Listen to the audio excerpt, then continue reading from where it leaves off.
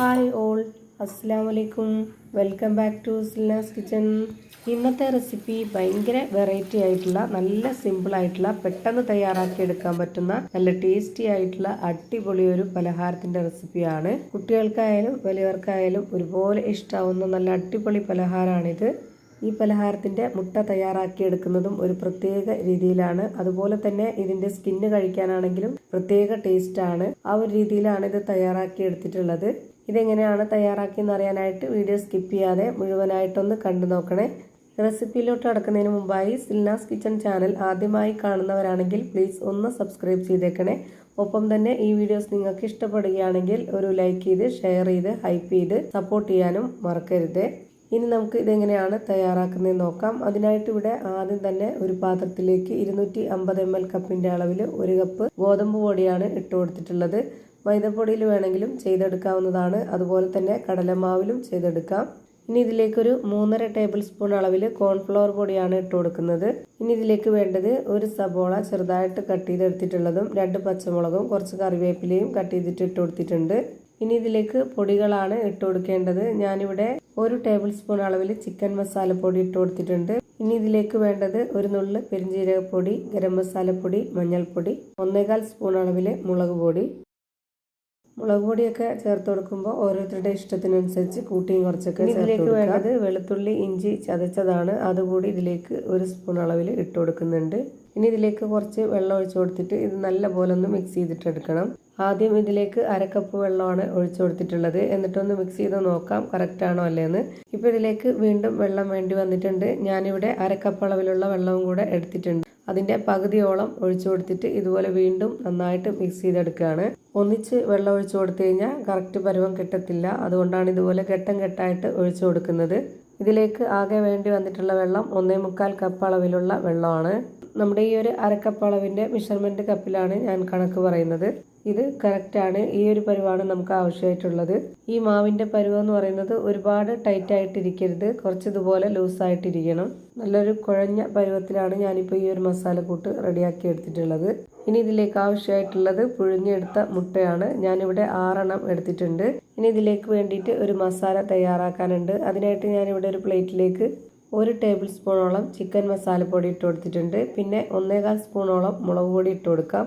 കൂടെ തന്നെ ഒരു നുള്ള് പെരിഞ്ജീരകപ്പൊടിയും മഞ്ഞൾപ്പൊടിയും ഗരം മസാലപ്പൊടിയും ആവശ്യത്തിനുള്ള ഉപ്പും കൂടെ ഇട്ട് കൊടുത്തിട്ട് ഇതിൻ്റെ കൂടെ തന്നെ കുറച്ച് ഓയിൽ ഒഴിച്ചു കൊടുത്തിട്ട് നന്നായിട്ടൊന്ന് മിക്സ് ചെയ്തിട്ടെടുക്കാം.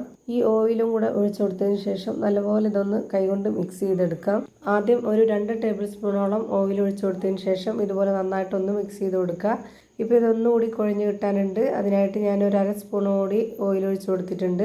ഈ ഒരു മിക്സ് മുട്ടയിൽ തേച്ച് പിടിപ്പിക്കാനുള്ളതാണ്. അപ്പോൾ അതുകൊണ്ട് തന്നെ കുറച്ച് ലൂസായിട്ട് വേണം. അതുപോലെ എണ്ണയിൽ തന്നെ ഇത് മിക്സ് ചെയ്തെടുക്കാൻ നോക്കുക.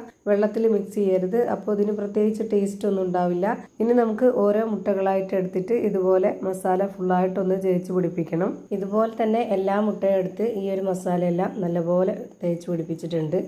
ഇനി ഈ മുട്ടയിൽ ഈ മസാലയെല്ലാം നന്നായിട്ട് പിടിക്കാൻ വേണ്ടിയിട്ട് നമുക്കിത് ഒന്ന് ചുട്ടെടുക്കണം. ഇനി ഈ മുട്ടയിൽ ഈ മസാല എല്ലാം പിടിക്കാനായിട്ട് ഇതൊന്ന് ചുട്ടെടുക്കണം. അതിനായിട്ട് ഞാനിവിടെ ഗ്യാസ് സ്റ്റവ് ഓൺ ആക്കിയിട്ടുണ്ട്. മുട്ട നമുക്കൊരു ഫോർക്ക് സ്പൂണിൽ കുത്തിയെടുത്തതിന് ശേഷം ഇതുപോലെ ഫ്ലെയിം ഓൺ ആക്കിയിട്ട് 1 മിനിറ്റ് നേരം ഇതൊന്ന് തിരിച്ചും മറിച്ചൊക്കെ ആക്കിയിട്ട് ഒന്ന് വേവിച്ചെടുക്കണം. ഇതിൻ്റെ ചൂട് തട്ടി വേവിക്കുക എന്നുള്ളതാണ്. ഈ മസാല ഡ്രൈ ആയിട്ട് ഇതിനകത്ത് ഒട്ടിപ്പിടിച്ചിട്ട് നല്ല രീതിയിൽ മസാലയൊക്കെ വെന്ത് വരുമ്പോൾ ഭയങ്കര ടേസ്റ്റാണ്. ഈ ഒരു മുട്ട ഇതേപോലെ തന്നെ നമുക്ക് കഴിക്കാവുന്നതാണ്. ഇപ്പോൾ ഞാനിവിടെ ഈ ഒരു 6 മുട്ടയും ഇതേ രീതിയിൽ തന്നെ ചെയ്തെടുത്തിട്ടുണ്ട്. ഇനി നമുക്ക് ഈ മുട്ട നേരത്തെ റെഡിയാക്കി വെച്ചിട്ടുള്ള ആ ഒരു മാവിലേക്ക് ഇട്ട് കൊടുത്തിട്ട് അത് ഫുള്ളായിട്ടൊന്ന് കോട്ട് ചെയ്തിട്ടെടുക്കണം. അതുപോലെ തന്നെ ഈ ഒരു മുട്ടയുടെ സ്കിന്നും കഴിക്കാനായിട്ട് ഒരു പ്രത്യേക ടേസ്റ്റാണ്. ഇനി ഈ ഒരു മുട്ട നന്നായിട്ട് കവർ ചെയ്തിരിക്കുന്ന രീതിയിൽ ഇതുപോലെ നന്നായിട്ടൊന്ന് ഉരുട്ടിയെടുക്കണം. ഈ മുട്ട ഇതുപോലെ ചെയ്തെടുക്കുന്നതിന് മുമ്പായിട്ട് നമ്മുടെ കൈ ഒന്ന് വെള്ളത്തിൽ നനച്ചെടുക്കണം. അല്ലാന്നുണ്ടെങ്കിൽ ഇതുപോലെ ആക്കാൻ ബുദ്ധിമുട്ടായിരിക്കും. ഞാനിപ്പോൾ ഒരെണ്ണം ഇതേ രീതിയിൽ നല്ല ഷേപ്പാക്കിയിട്ട് എടുത്തിട്ടുണ്ട്. ഇനി അടുത്തതായിട്ട് ഒരെണ്ണം കൂടി ചെയ്ത് കാണിക്കാം. അതിനായിട്ട് ഞാനിവിടെ മുട്ട കയ്യിലെടുത്തിട്ട് ഇതുപോലെ മാവ് വെച്ച് കൊടുക്കുന്നുണ്ട്. എന്നിട്ട് തിരിച്ചും ഇതേ രീതിയിൽ തന്നെ മാവ് വെച്ച് കൊടുത്തിട്ട് നമ്മുടെ കയ്യിലൊന്ന് ബോൾസ് ആക്കി എടുക്കാം. കൈ നനഞ്ഞു വേണം ഇരിക്കാനായിട്ട്. അപ്പോൾ പെട്ടെന്ന് തന്നെ നല്ല വൃത്തിയായിട്ട് ഉരുട്ടിയെടുക്കാൻ പറ്റും. ഇതേപോലെ തന്നെ എല്ലാ മുട്ടയും ചെയ്ത് ഒരു പാത്രത്തിലേക്ക് മാറ്റിയിട്ടുണ്ട്. ഇനി നമുക്കിതൊന്ന് ഫ്രൈ ചെയ്തെടുക്കാം. അതിനായിട്ട് സ്റ്റവിലേക്ക് ഒരു കടായി വെച്ച് ഫ്ലെയിം ഓൺ ആക്കിയിട്ടുണ്ട്. അതിലേക്ക് കുറച്ച് ഓയിൽ ഒഴിച്ചു കൊടുത്തതിന് ശേഷം ഓയിൽ നന്നായിട്ട് ചൂടായിട്ട് വരുമ്പോൾ ഇതിലേക്ക് ഓരോന്നോരോന്നായിട്ട് ഇട്ട് കൊടുക്കാം. ഒരുപാട് ഇട്ട് കൊടുക്കരുത്. ഇതൊരു ചെറിയ കടായിയാണ്, അതുകൊണ്ട് തന്നെ ഒരു 3 എണ്ണം ഇട്ടിട്ടാണ് ഇത് വേവിച്ചെടുക്കുന്നത്. ആദ്യം ഞാനിവിടെ ഒരു 3 എണ്ണം ഇട്ട് കൊടുത്തതിന് ശേഷം തിരിച്ചു മറിച്ചൊക്കെ ഇട്ട് കൊടുത്തിട്ട് വേവിച്ചെടുക്കുന്നുണ്ട്. ഒരുപാട് ഫ്ലെയിമിൽ വെച്ച് കൊടുക്കരുത്. ഒരു മീഡിയം ഫ്ലെയിമിൽ ഇട്ട് കൊടുത്തിട്ട് വേണം തിരിച്ചു മറിച്ചിട്ട് കൊടുത്തിട്ട് വേവിച്ചെടുക്കാനായിട്ട്. ഇവിടെ ആദ്യം ഇട്ട് കൊടുത്തത് ഒന്ന് തിരിച്ചിടാനായിട്ടുണ്ട്. ഇതെല്ലാം ഒന്ന് തിരിച്ചിട്ട് കൊടുക്കുന്നുണ്ട്. ഇതിൻ്റെ അകം പുറമൊക്കെ നന്നായിട്ട് വെന്ത് വരാനായിട്ട് ഒരു മീഡിയം ഫ്ലെയിമിലും ലോ ഫ്ലെയിമിലും ഇടയ്ക്കുള്ള ഫ്ലെയിമിൽ ഇട്ട് കൊടുത്തിട്ട് വേവിച്ചെടുക്കണം. ഒരുപാട് എണ്ണയൊന്നും കുടിക്കാത്ത ഒരു കിടിലൻ ടേസ്റ്റി ആയിട്ടുള്ള പലഹാരമാണ്. ഇതേപോലെ തന്നെ ഞാൻ എല്ലാം ഫ്രൈ ചെയ്ത് ഒരു പാത്രത്തിലേക്ക് മാറ്റിയിട്ടുണ്ട്. അപ്പോൾ ഇതാ മുട്ട കൊണ്ടുള്ള ഒരു അടിപൊളി പലഹാരം റെഡിയായി കിട്ടി. നല്ല ക്രിസ്പി ആയിട്ടാണ് പുറം ഭാഗം ഇരിക്കുന്നത്. അകംഭാഗം നല്ല സോഫ്റ്റ് ആയിട്ടാണ് ഇരിക്കുന്നത്. അതുപോലെ മസാലയൊക്കെ പിടിച്ചിട്ടുള്ള അകത്തുള്ള മുട്ട നല്ല ടേസ്റ്റുമാണ്. ഇനി ഇതിൻ്റെ അകം എങ്ങനെയാണ് ഇരിക്കുന്നതെന്ന് അറിയാനായിട്ട് ഇതൊന്ന് കട്ട് ചെയ്ത് കാണിക്കുന്നുണ്ട്. ഇതെങ്ങനെ ഒരുപാട് എണ്ണയൊന്നും കുടിക്കാത്ത നല്ല കിടിലൻ ടേസ്റ്റി ആയിട്ടുള്ള റെസിപ്പിയാണ്. ഇത്രയേ ഉള്ളൂ ഇന്നത്തെ വീഡിയോ ഇഷ്ടമായാൽ ലൈക്ക് ചെയ്യാനും കമൻറ്റ് ചെയ്യാനും ഷെയർ ചെയ്യാനും ഹൈപ്പ് ചെയ്യാനും മറക്കരുത്.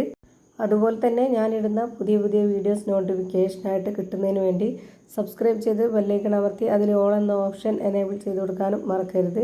പുതിയൊരു വീഡിയോയുമായി വീണ്ടും വരും. Thank you for watching.